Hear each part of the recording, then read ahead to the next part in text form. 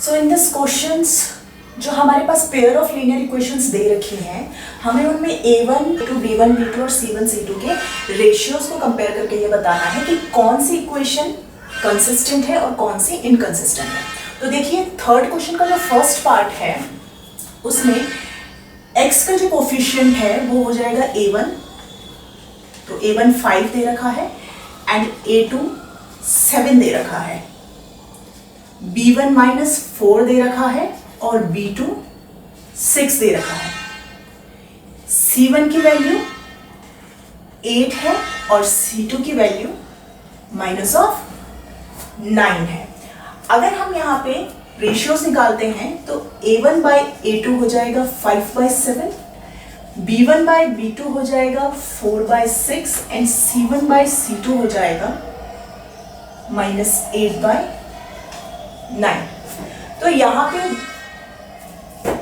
A1/A2 is not equal to B1/B2, और जब ये केस होता है तो इस केस में ये पेयर ऑफ जो लीनियर इक्वेशंस हैं वो है कंसिस्टेंट।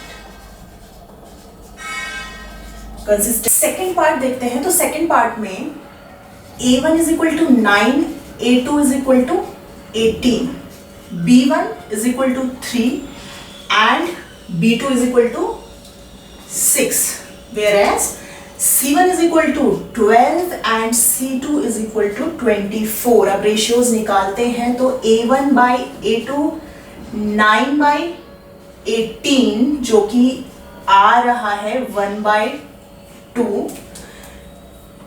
B1/B2 3/6 जो कि कट करके आ रहा है 1/2 और C1/C2 इज इक्वल टू 12/24, ये भी रिड्यूस करके आ रहा है 1/2।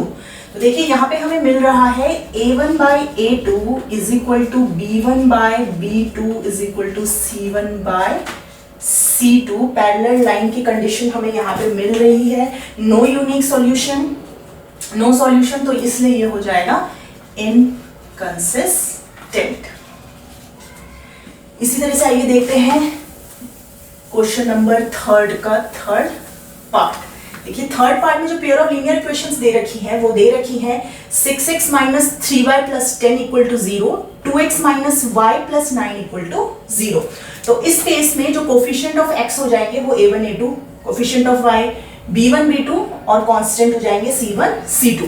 तो देखिए थर्ड केस में A1 की वैल्यू दे रखी है 6, A2 की वैल्यू दे रखी है 2, B1 की वैल्यू दे रखी है -3 एंड B2 की वैल्यू दे रखी है -1, C1 की वैल्यू दे रखी है 10 एंड C2 की वैल्यू दे रखी है 9। अब यहाँ पे इनका रेशियो निकालते हैं तो A1/A2 हमें मिलता है 6/2, B1/B2 हमें मिलता है -3/-1 और C1/C2 हमें मिलता है 10/9। रिड्यूस करके A1/A2 की वैल्यू हमें मिल जाती है 3/1, B1/B2 की वैल्यू रिड्यूस करके मिल जाती है, नेगेटिव नेगेटिव साइन आपस में कट जाएंगे 3/1 और C1/C2 फर्दर रिड्यूस नहीं हो सकते तो 10/9। यहाँ से कंडीशन मिल रही है that A1/A2 is equal to B1/B2 but these are not equal to C1/C2।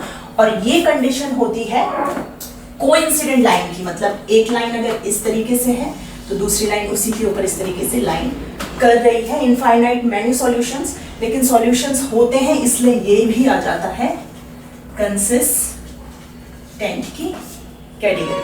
तो यहाँ से हमें इन तीनों इक्वेशंस में मिलता है कि फर्स्ट इक्वेशन तो हमारी आई थी कंसिस्टेंट, सेकेंड इक्वेशन इनकंसिस्टेंट और थर्ड इक्वेशन कंसिस्टेंट। तो इस तरीके से हम क्वेश्चन नंबर थर्ड को सॉल्व कर सकते हैं।